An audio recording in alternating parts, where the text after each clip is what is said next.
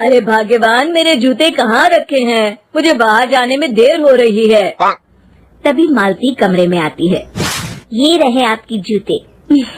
मैं इन्हें साफ करने के लिए ले गई थी। अरे वाह, तुम कितनी समझदार हो।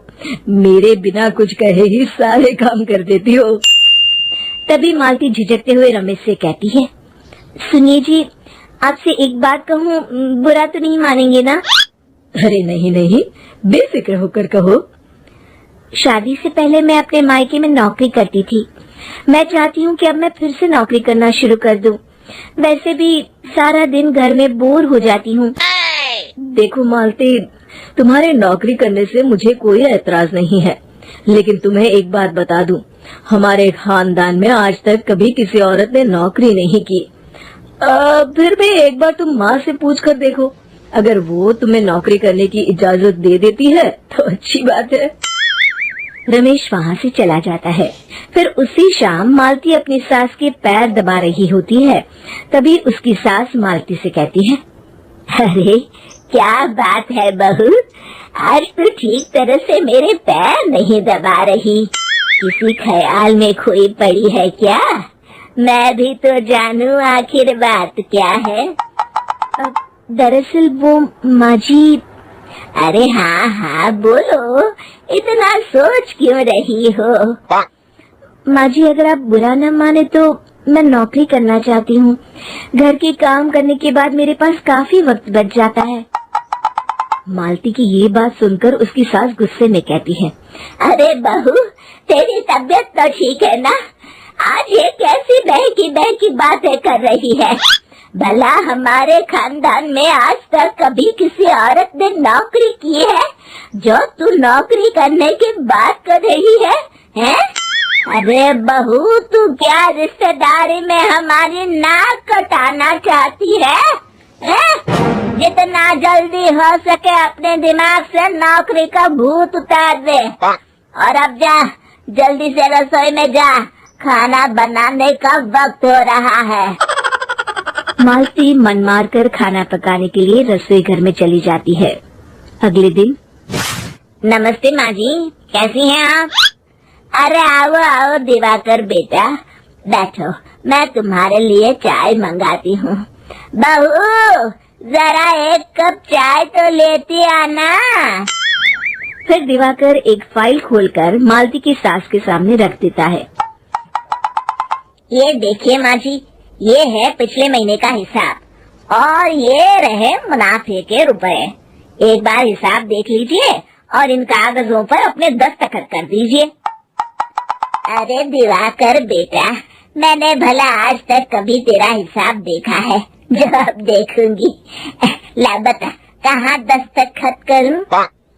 तभी मालती चाय लेकर वहाँ आ जाती है और अपनी सास को बिना कागजातों को पढ़े इस तरह लापरवाही से दस्तखत करते हुए देखकर हैरान रह जाती है। अच्छा माँ जी, अब मैं चलता हूँ, फैक्ट्री में बहुत काम है।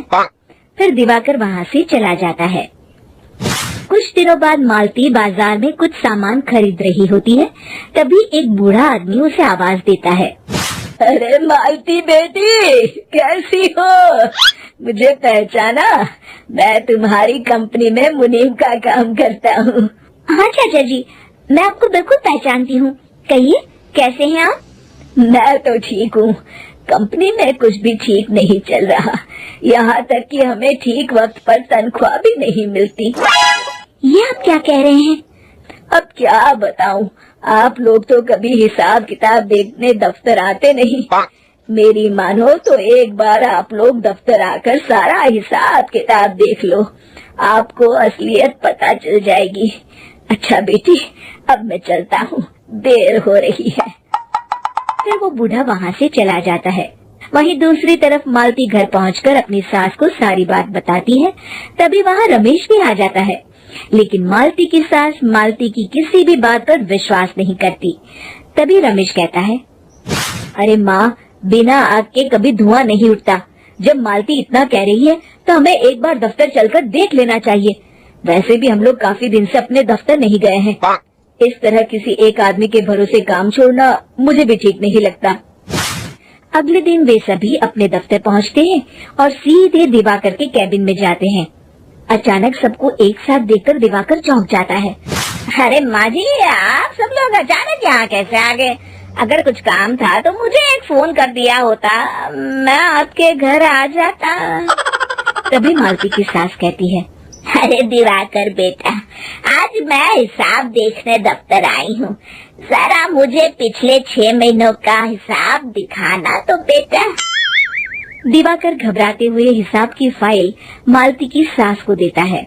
मालती की सास फाइल लेकर मालती को देती है और कहती है, ले बहू, देख ले हिसाब। मालती फाइल को बड़े गौर से देखती है और अगले ही पल उसे सारी गड़बड़ी समझ में आ जाती है। वो अपनी सास से कहती है, माँ जी, मुनीम चाचा बिल्कुल सही कह रहे थे। हमारी कंपनी में पिछले 6 महीनों में जितना मुनाफा हुआ है, हमें उसका आधा पैसा भी नहीं मिला। यूँ समझ लीजिए कि 1 रुपये में सिर्फ चवन्नी ही हमारे हाथों में आई है। मालती की बातें सुनकर मालती की सास गुस्से से दिवाकर को पूछती है, क्यों दिवाकर, मेरी बहू जो कह रही है वो सच है? दिवाकर समझ जाता है आज उसका भांडा फूट चुका है। वो गिड़गिड़ाते हुए कहता है, मुझे माफ कर दीजिए माँ जी, मैं पैसों के लालच में अंधा हो गया था। अरे वाह दिवाकर, तू तो एक नंबर का चोर निकला। इतने दिनों से मैं तुझ पर आंख बंद करके भरोसा करती रही और तू मुझे ही चुना लगाता रहा। अभी के अभी निकल यहाँ से और दोबारा अपनी शक्ल मत दिखाना। दिवाकर वहाँ से भाग जाता है। मालती की सास मालती को शाबाशी देते हुए कहती है, बहू, आज मैं समझ गई कि पढ़ाई लिखाई हमारी जिंदगी में कितनी जरूरी है। मैं बहुत किस्मत वाली हूँ जो मुझे तुझ जैसी बहू मिली है। शिक्षा, पढ़ाई लिखाई का इस्तेमाल सही जगह करके हम दुनिया में बहुत कुछ बदल सकते हैं।